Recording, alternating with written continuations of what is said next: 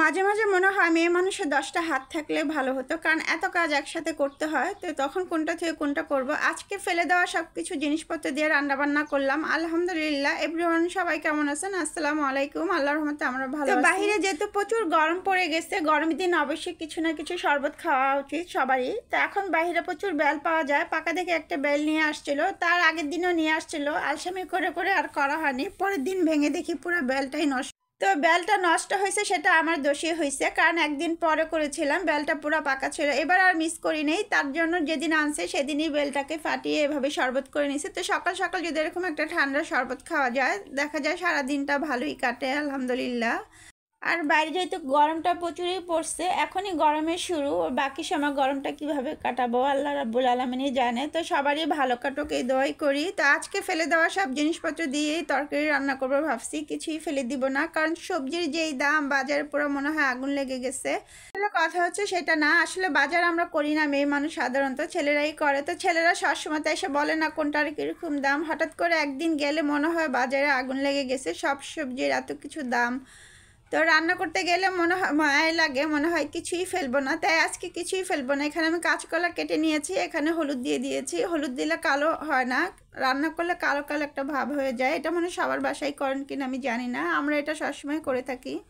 তো ওই যে বললাম কিছুই আজকে আর ফেলবো না, কারণ নিজেরা কিনতে গেলে বোঝা যায় জিনিসের কত দাম। এই জন্য কাঁচকলা সিদ্ধ করে কাঁচকলার ঝোঁকাগুলো আমি রেখে দিয়েছি। এটা আমার নানু আগে করতো, এখন আমরাও করি, মজাই লাগে। পাশে আবার আমি সব সবজি কেটে সবজি রান্না করে ফেললাম, এটা আমি বাগার দিয়ে ফেললাম।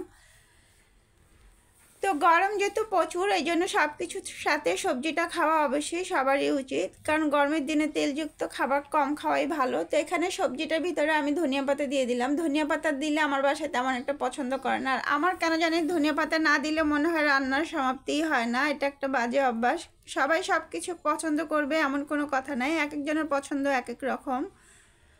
সব কিছুতেই সবার এক এক ধরনের পছন্দ। খাবারের ক্ষেত্রেও দেখা যায় সবাই সব কিছু পছন্দ করে না, কিন্তু আমি রান্না করি, তার জন্য আমার কাছে ধনিয়া পাতাটা না দিলে কেন জানি না ভালো লাগে না। তো আমি এখানে মাছ নিয়েছি, এটা মনে হয় নলা মাছ। নলা মাছ দিয়ে আজকে কাঁচকলাটা রান্না করব। আর কাঁচকলা কিন্তু ভালো আয়রনের কাজ করে প্রচুর।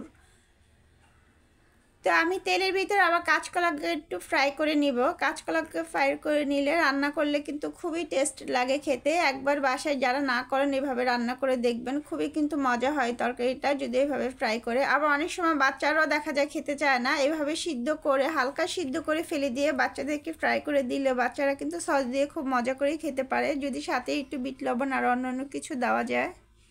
তো এখানে আমি এখন যেহেতু আমার কাঁচকলাটা আমি ফ্রাই করে নিয়েছি, বেশিটাই সিদ্ধ হয়ে গেছে, তো বেশিক্ষণ কষাতে হবে না, এই জন্য আমি সাথে সাথে মাছগুলো দিয়ে ফেলবো। তো মাছগুলো দিয়েও আমি আর কিছুক্ষণ কষাবো এইভাবে কষিয়ে লাস্টে গরম পানি দিব। গরম পানিটা দিলে দেখা যায় তরকারির টেস্টটা আর চলে যায় না, যেমনটা তেমনই থাকে।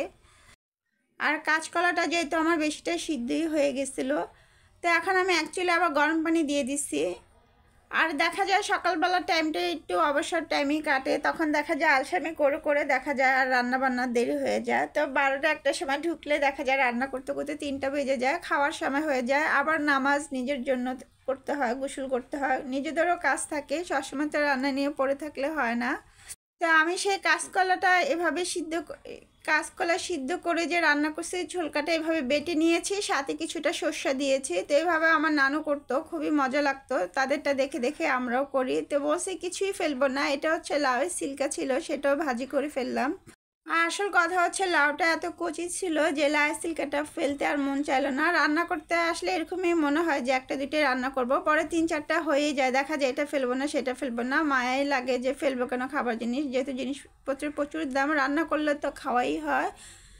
তো এই যে আমার বোন, সেও তো নিজের হাতে খেতে পারে না, তাকেও খাওয়াই দিতে হয়, তো আমি তাকে খাওয়াই তারপরে নামাজ পড়বো। আমার আজকের ব্লগটা এই পর্যন্তই, কেমন লাগলো অবশ্যই কমেন্ট করে বলবেন। আজকের জন্য এই পর্যন্তই, আল্লাহ হাফেজ, সবাই ভালো থাকবেন, আমার সাথে থাকবেন ইনশাল্লাহ, নতুন কোনো ভিডিও নিয়ে আসবো।